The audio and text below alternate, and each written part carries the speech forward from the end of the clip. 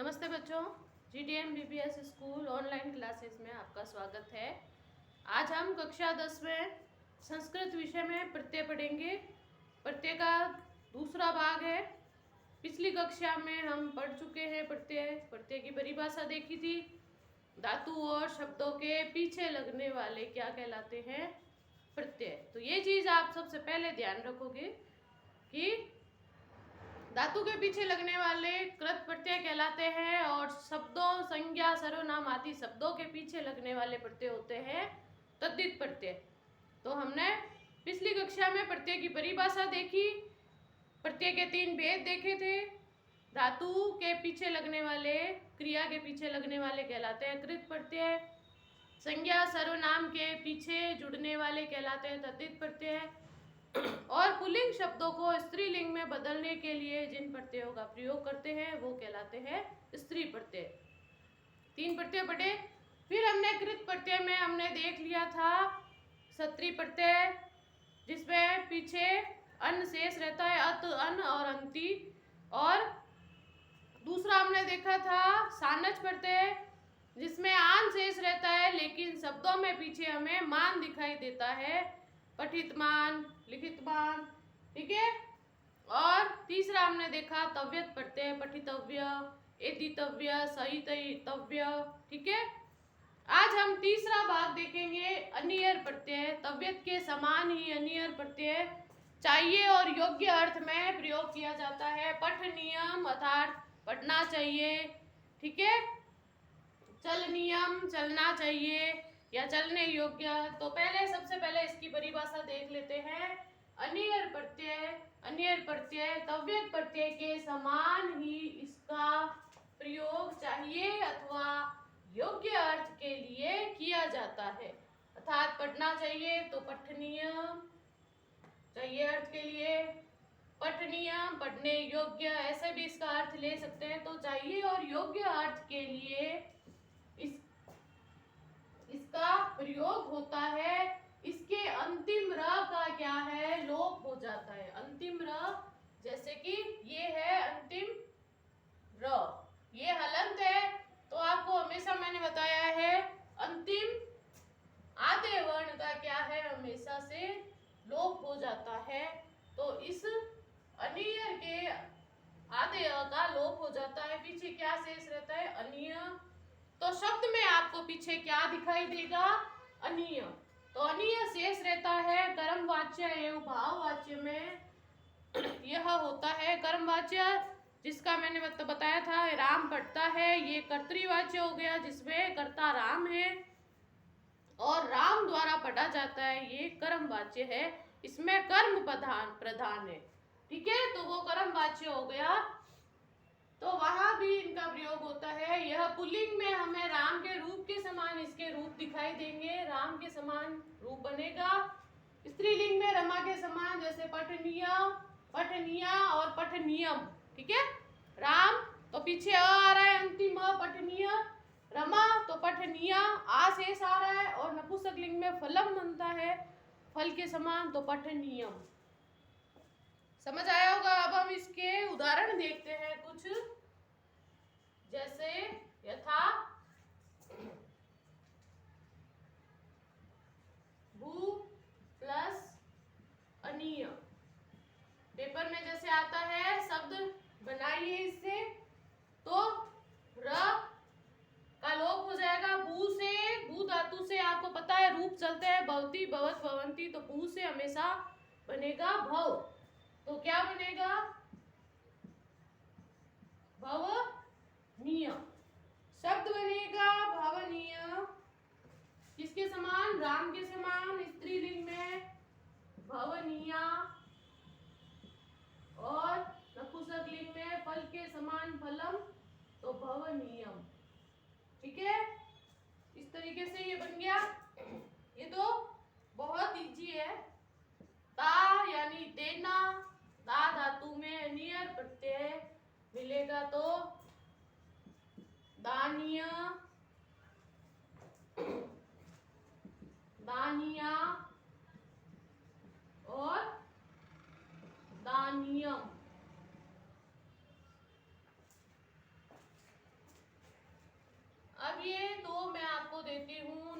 शब्द बनाइए इससे। पूज धातु में अनियर प्रत्यय लगा के शब्द बनाओगे और चुर धातु में, चुर से शब्द चोरी का है, चुर से चोर बनेगा शब्द, तो चोरनिया चोरनिया चोरनियम इस तरीके से बनेगा। चूर से क्या बनेगा? चोरनियम। ठीक है। दर्श का बनाएंगे आप, दर्शनीय दर्शनीय दर्शनीयम। ठीक है, बहुत है इतने। अब हम अपना अगला देखते हैं, अगला प्रत्यय देखते हैं। ये उतार लीजिए, समझ आया होगा। आप फिर से दोहरान करेंगे इसको और उदाहरण हल करेंगे अपने आप, क्योंकि पेपर में इस तरीके से आता है मूल धातु और प्रत्यय मिला के शब्द बनाइए नवीन। तो आपको नवीन शब्द बनाना है। अब आपके प्रत्यय कौन सा है वो देखोगे, तबियत है तो उस हिसाब से बनाओगे। ध्यान रखोगे किसमें, तबियत में जैसे अंतिम त का लोप हो जाता है, तव्य या टव्य शेष रहेगा। और पहला क्या था, सत्री में अत अन और अंति ये रहेगा। तो ये आप शेष क्या रह रहा है, शब्द उदाहरण ज्यादा से ज्यादा देखोगे करके। अगला हमारा प्रत्यय है तिन प्रत्यय। ठीक है, तिन प्रत्यय भी सरल है। तिन प्रत्यय में देखिए क्या है, यह भाववाचक शब्द की रचना के लिए सभी धातुओं से तिन प्रत्यय होता है। भाववाचक यानी भाव होते हैं, भाववाचक संज्ञा, भाव क्या होते हैं, महसूस करना, जो हमारे अंदर महसूस किए जा सकते हैं वो हमारे भाव। तो भाववाचक में तिन प्रत्यय होता है। इसके क और न का, क आधा क है और आधा न। तो ये ध्यान रखना, जो आधे होते हैं हलंत वाले उनका लोप हो जाता है। इसमें क आधा है और न भी आधा है। मात्रा आपको पता है त की है ये और क आधा है, इसलिए दोनों साथ में आए हुए हैं। तो क और न का लोप हो जाता है, ई की मात्रा त में लगेगी, ती शेष रहता है। तो शब्दों के पीछे भी आपको सिर्फ ती दिखाई देगा। मति के समान इसके रूप चलेंगे और इसके रूप केवल स्त्रीलिंग में ही बनते हैं। ठीक है, मति मति मतयः इस प्रकार से मति शब्द रूप चलता है। मति के समान इसके रूप बनेंगे, मति। फिर मति यानी बड़ी की मात्रा लग जाएगी द्विवचन में, और मतयः। तो इसके उदाहरण देख लेते हैं हम, किस प्रकार से आपको इसकी पहचान होगी और कैसे आपको प्रत्यय से नवीन शब्दों की रचना करनी है।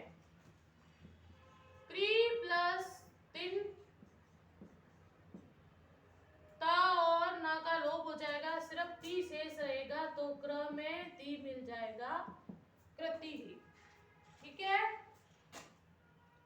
एक क्र से ये भी रूप बनेगा।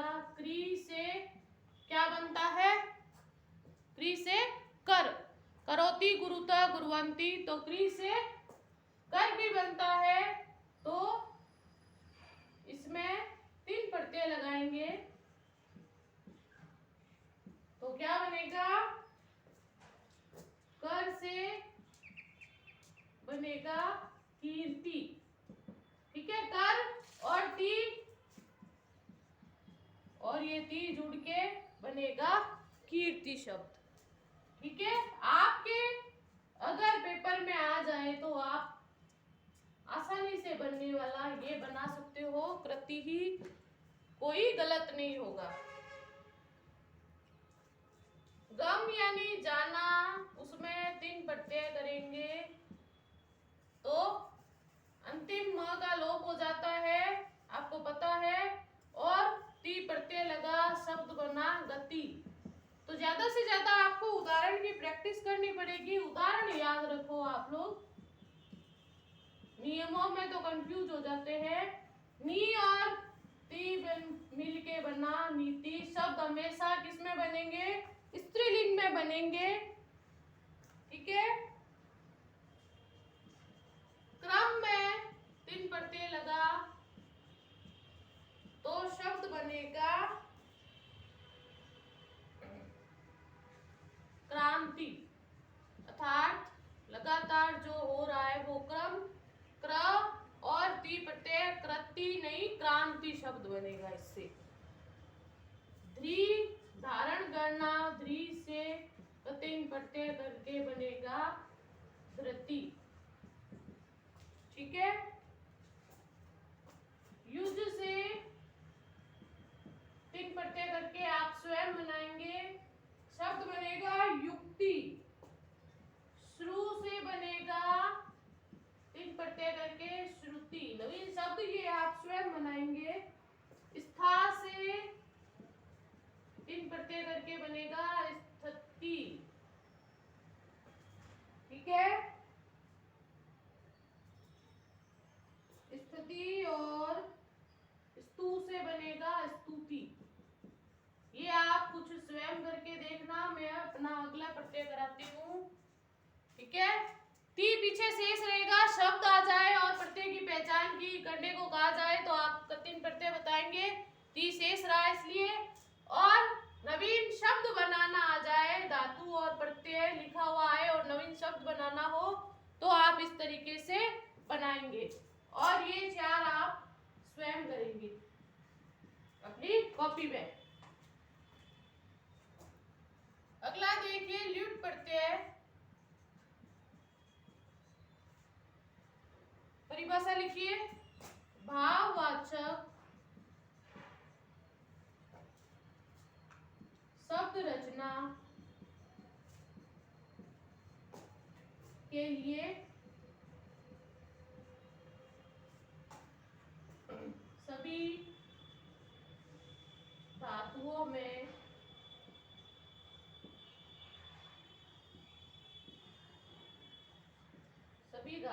से ल्युट प्रत्यय जोड़ा जाता है।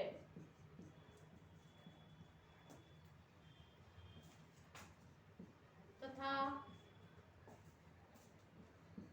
ल और ट लिखना है यहाँ पे, ल और ट का लोप हो जाता है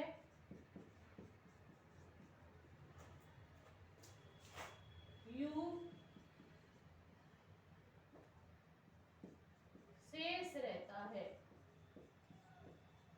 यू शेष रहता है और यू के स्थान पर अन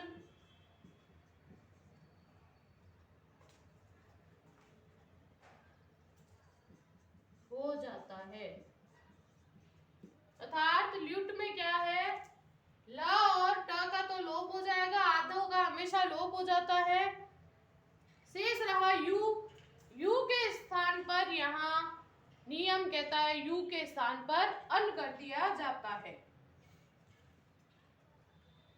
और अन धातुओं में जोड़ा जाता है।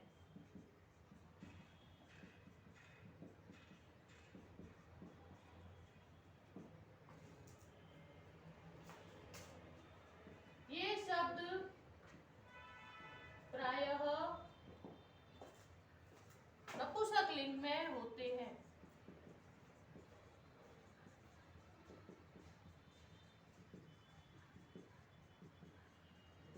तो ल्युट प्रत्ययान्त शब्द किसमें दिखाई देंगे, नपुंसकलिंग में फल के समान, फलम फले फलानी, फल के रूप के समान होते हैं। ठीक है। उदाहरण देखते हैं अब इसके। हम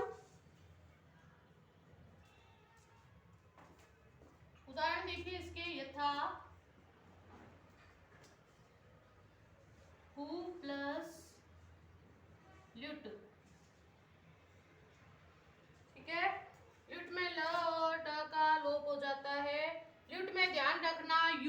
अन करना है, ठीक है। ये आपको पता है, अब आधे वर्णों का लोप हो जाता है।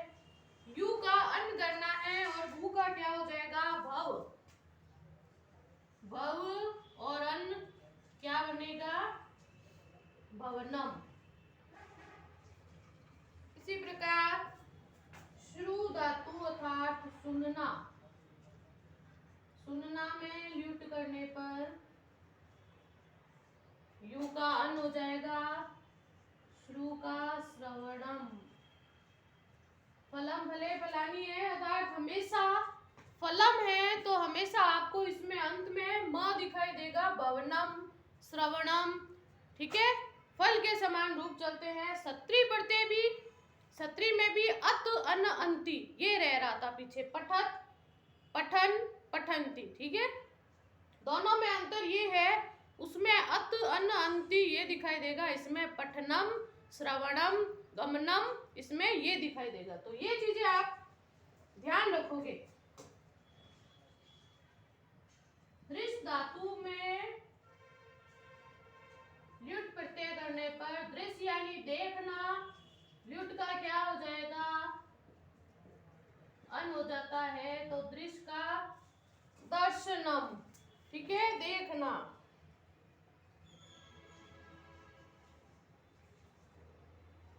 स्मृ का बनेगा ल्युट करने पर स्मृ, री का र हो जाता है स्मरणम, ठीक है। अन का अनम।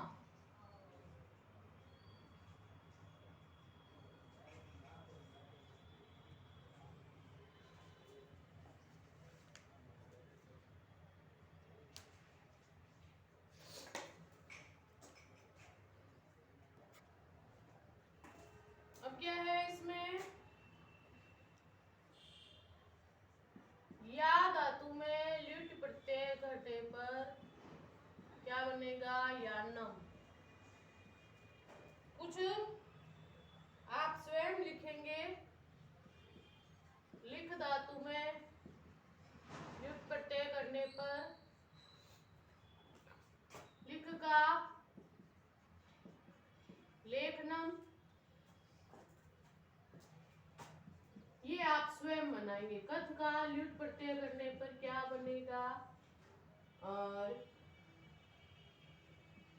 ब्रह्म का ल्युट प्रत्यय करने पर क्या नवीन शब्द बनेगा, क्रीड धातु से क्या बनेगा, ल्युट के यू का अन, ये चीज आप हमेशा ध्यान रखोगे, ठीक है। दा से क्या बनेगा, ल्युट प्रत्यय करने पर स्था धातु से ल्युट प्रत्यय करने पर क्या बनेगा,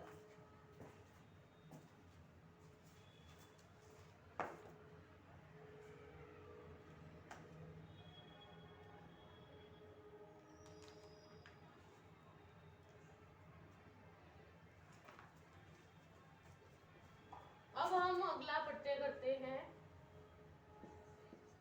सातवां प्रत्यय हमारा है त्रिच प्रत्यय। त्रिच प्रत्यय, पहले परिभाषा देखो इसकी। कर्ता अर्थ में, कर्ता अर्थ में अर्थात कर्ता कौन होता है, काम करने वाला, अर्थात करने वाला।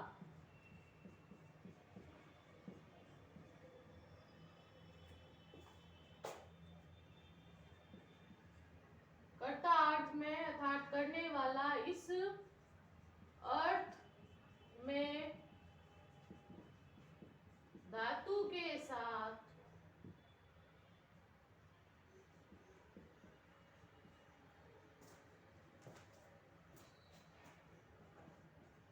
त्रिच प्रत्यय होता है, ठीक है।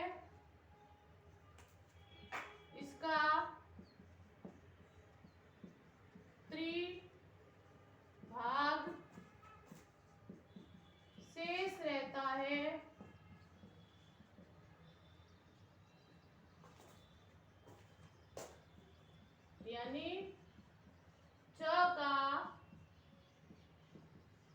लोप हो जाता है। ठीक है, त्रिच के क्या है, त्रि शेष रहता है, च हलंत है यानी आता है, च का क्या है, लोप हो जाएगा।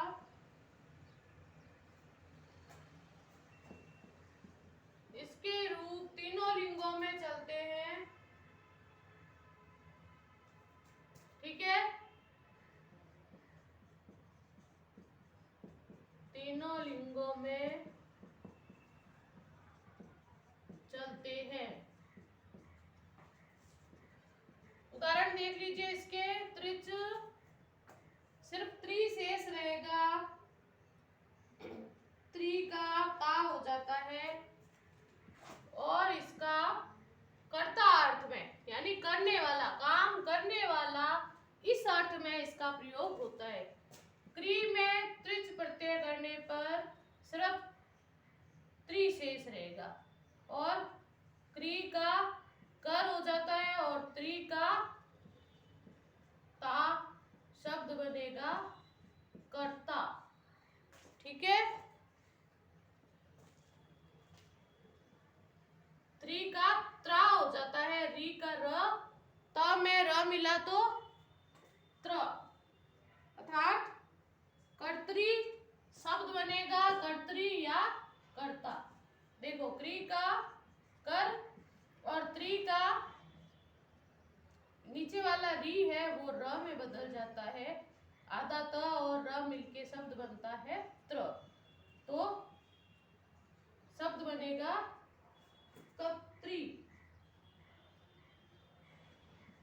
कत्री शब्द बनता है, ये र आ जाएगा इसके आगे, र जहां बोला जाता है उससे आगे वाले वर्ण पे लगता है। ठीक है, शब्द बनता है कर्तरी। क्री का कर हो गया, और त्रि का त्रि, कर्तरी, कर्तरी होता है करने वाला, कर्तरी, या हम इसको कर्ता भी लिख सकते हैं, दोनों सही है ये। ठीक है, श्रु धातु में त्रिच प्रत्यय करने पर बनेगा श्रोत्री, श्रोत्री या श्रोता। ठीक है, नी में त्रिच प्रत्यय करने पर बनेगा नेत्री या नेता। इसी प्रकार जी यानी जीतना, जी धातु में त्रिच प्रत्यय करने पर बनेगा जेत्री या जेता, जीतने वाला।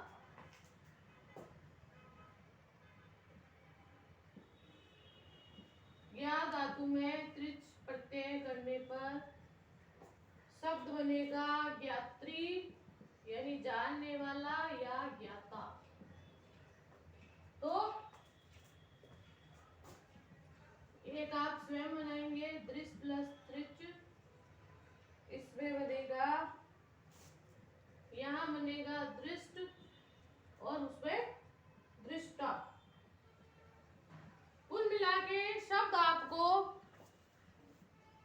जब दे दिया जाए धातु और प्रत्यय त्रिच, क्री धातु त्रिच प्रत्यय कर्ता, श्रु धातु श्रोता, नी धातु नेता, तो जहां पे काम करने वाला शब्द इस तरीके से बनेगा, करने वाला, सुनने वाला, नेतृत्व करने वाला, जीतने वाला, जानने वाला, देखने वाला। ठीक है, काम करने वाला।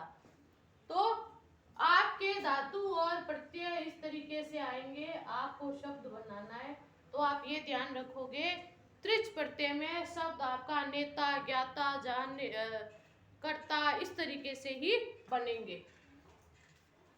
तो आप कुल मिला के अभ्यास करोगे इसका, तभी ये आपको ध्यान में रहेंगे, नहीं तो सारे मिक्स हो जाएंगे। इसी प्रकार रक्ष धातु से त्रिच प्रत्यय रक्षित और रक्षिता, पठ धातु से त्रिच प्रत्यय पठित और पठिता, इस तरीके से बनेंगे। ये आपके 7 भाग हो गए कृत प्रत्यय के, अर्थात जो धातु में लगने वाले हैं। अब हम इसके बाद करेंगे तद्धित प्रत्यय, जो कहाँ लगते हैं, संज्ञा सर्वनाम आदि शब्दों के अंत में जुड़ के नवीन शब्द बनाते हैं। तो धातु के पीछे, क्रिया के पीछे लगने वाले कृत प्रत्यय 7 भाग थे, हमने पढ़ लिए आज। अब देखो अगला प्रत्यय, जैसा कि मैंने बताया कृत प्रत्यय के भाग हमारे पूर्ण हो चुके हैं। अब हम देखते हैं तद्धित प्रत्यय। तद्धित प्रत्यय जैसा कि मैंने बताया, ये धातु नहीं, संज्ञा या सर्वनाम शब्दों के पीछे जुड़ते हैं। ठीक है, तो इसकी परिभाषा देख लेते हैं पहले। वह इसका है, ये अर्थ बताने के लिए वह इसका है या वाला अथवा इसमें, इन अर्थों में क्या है, मतुप प्रत्यय का प्रयोग होता है। मतुप में क्या है, मत शेष रहता है, पीछे का उ और प, उ और प, मतुप के त में जो उ मिलता है और अंतिम प, इन दोनों का क्या है, लोप हो जाता है। इसके रूप पुल्लिंग में भगवत के समान बनेंगे, ठीक है, स्त्रीलिंग में नदी के समान, और नपुंसक लिंग में इसके रूप जगत शब्द के समान बनेंगे। अर्थात पहले मतुप मत शब्द से मत का क्या हो जाएगा, वत, धन शब्द, शब्द है, धन किसी प्रकार का कार्य नहीं है, तो ना क्रिया है ये, ना धातु है, ये एक शब्द है। तो शब्दों के पीछे लगने वाले कौन से प्रत्यय है, तद्धित प्रत्यय। तो धन शब्द में मतुप प्रत्यय लगा, उ और प का क्या है, लोप हो गया, मत शेष रहा, मत से क्या हो जाएगा, वत। तो धन शब्द में वत जुड़ा तो नपुंसक लिंग का रूप बना धनवत, पुल्लिंग में ये बनेगा धनवत यानी धनवान, स्त्रीलिंग में धनवती। इस तरीके से रूप बनेंगे। मतुप में आप ध्यान रखोगे वतवान और वती, इस तरीके से शब्द बनेंगे। परीक्षा में आपको इस तरीके से दिया जाएगा, शब्द और धातु, नए शब्द बनाइए, तो आप इनमें से कोई भी बनाए, धनवत, धनवान, धनवती, तीनों सही होंगे। तो इस तरीके से आपको शब्द बनाने हैं। गुण, ये भी क्या है, शब्द है, मतुप प्रत्यय लगा, तो क्या बनेगा, गुणवत, पुल्लिंग में गुणवान, और स्त्रीलिंग में गुणवती। तो इसमें बाकी तो इजी है, आपको ये ध्यान रखना है, इसमें मत की जगह आपको वत लगाना है। कुछ मैं आपको दे देती हूँ शब्द, आप स्वयं बनाएंगे, धातु से प्रत्यय जोड़ के स्वयं बनाएंगे आप शब्द। स्पर्श में मतुप प्रत्यय, श्री में मतुप प्रत्यय जोड़ेंगे। ये ध्यान रखना, श्री में ये वत नहीं होगा, श्री में क्या बनेगा, श्रीमत, श्रीमान और श्रीमती। ठीक है, ये अलग है तो मैं बता देती हूँ। इसी प्रकार आपको बनाना है लक्ष्मी में मतुप प्रत्यय जोड़ के, और हिम, हिम शब्द में मतुप प्रत्यय जोड़ के शब्द बनाएंगे आप। ठीक है, आज के लिए इतना ही, बाकी हम अपनी अगली कक्षा में शेष प्रत्यय पढ़ेंगे। थोड़ा लंबा है चैप्टर ये, क्योंकि प्रत्यय के प्रकार है, बहुत से भाग है उसके, तो बाकी हम अपनी अगली कक्षा में देखेंगे। तब तक ये आप दोहरान करेंगे, अभ्यास करेंगे, और इनके पीछे रहने वाले प्रत्ययों को शेष क्या जुड़ता है, क्या हटता है, वो आप याद करेंगे। धन्यवाद।